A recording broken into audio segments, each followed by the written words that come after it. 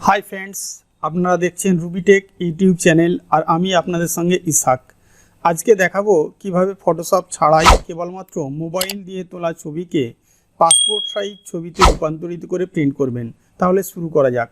তবে হ্যাঁ, একটা ছোট্ট রিকোয়েস্ট আছে, যারা চ্যানেলটিকে সাবস্ক্রাইব করেননি তারা এখনই সাবস্ক্রাইব করে দিন এবং পাশে থাকা বেল বাটনটি প্রেস করে নোটিফিকেশান অন করুন।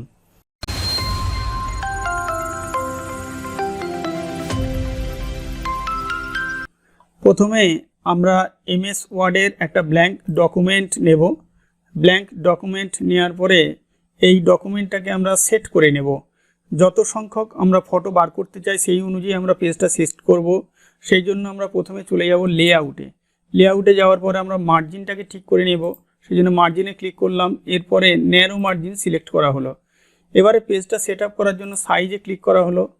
স্ক্রল করে নিচে এসে দেখব যে মোর পেপার সাইজ, এখানে ক্লিক করার পরে আমরা এই পেপার সাইজের উইডথ এবং হাইটটা ঠিক করব। আমরা এখানে মোট 8টা পাসপোর্ট সাইজ ছবি বার করব। সেই জন্য আমরা পেজটা নেব, উইডথটা নেব আমরা 6 ইঞ্চি আর হাইটটা নেব 4 ইঞ্চি নিয়ে আমরা ওকে করলাম। ওকে করতে একটা পেজ সিলেক্ট হয়ে গেল। এই যে পেজ সেট আপ হয়েছে, এখানে মোট 8টা পাসপোর্ট সাইজ ছবি বেরোবে। এরপরে আমরা ইনসার্টে চলে যাব, গিয়ে পিকচারে ক্লিক করব। পিকচার থেকে আমরা আমাদের মোবাইলে তোলা সেই পিকচারটাকে সিলেক্ট করে নেব। এই পিকচারটা আমি সিলেক্ট করে নিলাম, নিয়ে ইনসার্ট করলাম। পিকচারটা এখানে চলে এলো। দেখতে পাচ্ছি পিকচারটার একটা হালকা ব্যাকগ্রাউন্ড আছে। প্রথমেই আমরা এই হালকা ব্যাকগ্রাউন্ডটাকে রিমুভ করে দেব। সেই জন্য আমরা বাম দিকে দেখতে পাচ্ছি একটা অপশান রিমুভ ব্যাকগ্রাউন্ড, এখানে ক্লিক করলাম। ক্লিক করার সঙ্গে সঙ্গে আমরা দেখলাম যে একটা ফ্রেম একটা তৈরি হয়ে গেছে। এটাকে আমাদের সেট আপ করে নিতে হবে, কতটুকু অংশ আমরা নেব। তো আমি একটু উপরটা তুলে দিচ্ছি, মাথাটা না হলে কেটে যাচ্ছে। সাইডগুলোও আমি ঠিকঠাক করে নিলাম, যতটুকু অংশ আমি নিতে চাই। হ্যাঁ, এটা ঠিক হয়েছে সাইজটা। এইবার আমি বাইরে ক্লিক করে দিলাম। দেওয়ার সঙ্গে সঙ্গেই আমরা দেখতে পাচ্ছি যে ব্যাকগ্রাউন্ডটা কিন্তু রিমুভ হয়ে গেছে। ব্যাকগ্রাউন্ডটা রিমুভ হওয়ার পরেই আমরা পিকচারটাকে সিলেক্ট করে নেব। সিলেক্ট করে নিয়ে আমরা কারেকশানে ক্লিক করব। কারেকশানে গিয়ে আমরা দেখতে পাচ্ছি বিভিন্ন অপশান দেখা যাচ্ছে, যেটা আমার পছন্দ সেটা নেব।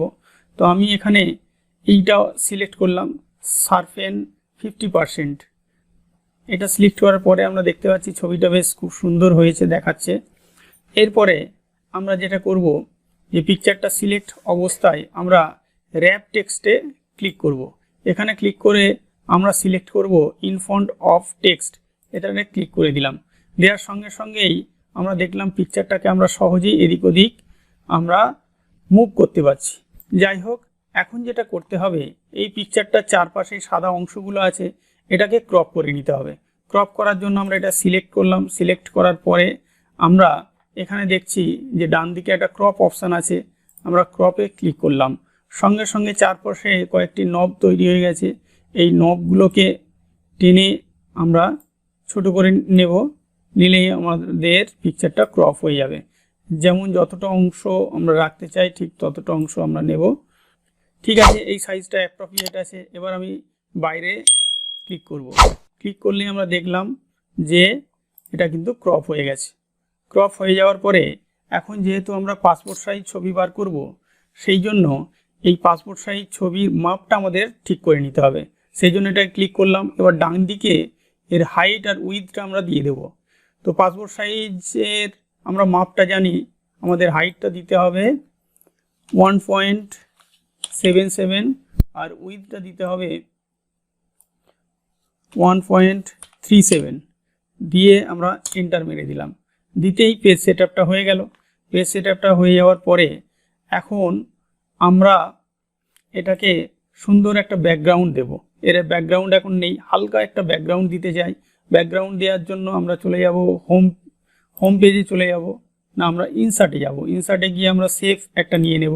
শেপে ক্লিক করার পরে এই রেক্ট্যাঙ্গুলার এই শেপটা আমি নিলাম, নিয়ে এটাতে আমি একটা ব্যাকগ্রাউন্ড দিয়ে দিলাম। এই ব্যাকগ্রাউন্ডটা দেওয়ার পরে আমরা ব্যাকগ্রাউন্ডের কালারটা সিলেক্ট করে নেব। হালকা একটা ব্যাকগ্রাউন্ড আমি দিয়ে দিচ্ছি, হালকা ব্যাকগ্রাউন্ড দিলাম। দেওয়ার পরে দেখতে পাচ্ছি পিকচারটা কিন্তু পেছনে চলে গেছে আর ব্যাকগ্রাউন্ডটা উপরে। পিকচারটাকে সামনে আনার জন্য আমরা ডান দিকে একটা অপশান আছে দেখছি, সেন্ড ব্যাকওয়ার্ডে ক্লিক করে দিলাম। সঙ্গে সঙ্গে আমরা দেখলাম যে পিকচারটা সামনে চলে এসেছে। পিকচারটা আসার পরে এবারে আমরা এটাকে একসঙ্গে যাতে করে মুভ করতে পারি সেই জন্য আমরা এটাকে গ্রুপে করে নেব। তবে তার আগে আমরা যদি এই পিকচারটা চারপাশে একটা বর্ডার দিই তাহলে খুব ভালো হয়। তাহলে বর্ডার দেওয়ার জন্য আমরা চলে যাব ফরম্যাট থেকে আমরা দেব পিকচার বর্ডার। ওখানে গিয়ে আমি বর্ডারটাকে সিলেক্ট করে দেব। এই বর্ডারটা বেশ সুন্দর দেখাচ্ছে, তাহলে এটাই সিলেক্ট করলাম। এবারে পিকচারটা বেশ তৈরি হয়ে গেছে। এবারে ব্যাকগ্রাউন্ড এবং পিকচারটাকে গ্রুপে তৈরি করার জন্য গ্রুপ করে নিতে হবে, না হলে আমরা যদি এটাকে মুভ করাই তাহলে একসঙ্গে মুভ হবে না। তো গ্রুপ করার জন্য যেটা করতে হবে, আমরা ডান দিকে দেখতে পাচ্ছি, হ্যাঁ আমাদের প্রথমে হোমে চলে যেতে হবে। হোমে গিয়ে দেখতে পাবো ডান দিকে একটা সিলেক্ট অপশান আছে, সিলেক্ট অবজেক্টে ক্লিক করে আমরা অবজেক্ট আর ব্যাকগ্রাউন্ডকে একসঙ্গে সিলেক্ট করব। করার পরে এর উপর রাইট ক্লিক করব, করে গ্রুপ, আমি এটাকে গ্রুপ বানিয়ে নিলাম। বেশ, এবার আমাদের কাজ শেষ। আমরা সহজে কিন্তু পিকচারটাকে এদিক ওদিক মুভ করতে পারি। এবারে এই পেজের আমি নির্দিষ্ট জায়গায় আমি এটাকে সেট করে দিলাম।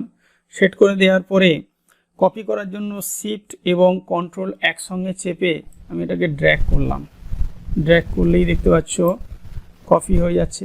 আবার এটাকে শিফট এবং কন্ট্রোল টেপে আবার ড্র্যাগ করলাম, করতে আবার কপি হয়ে গেল। দুটো সিলেক্ট আছে, আমি চারটেকেই এখন কন্ট্রোল টিপে সিলেক্ট করে নেব। নেওয়ার পরে আবার শিফট এবং কন্ট্রোল চেপে ড্র্যাগ করে আমি নিচে নিয়ে চলে আসব। ব্যাস, আমাদের সুন্দর 8 কপি আমাদের পাসপোর্ট সাইজ পিকচার রেডি হয়ে গেল। যদি ভিডিওটি ভালো লাগে আপনারা অবশ্যই ভিডিওটিকে লাইক, শেয়ার এবং কমেন্ট করতে ভুলবেন না। সেই সঙ্গে চ্যানেলটিকে এখনই সাবস্ক্রাইব করে দিন।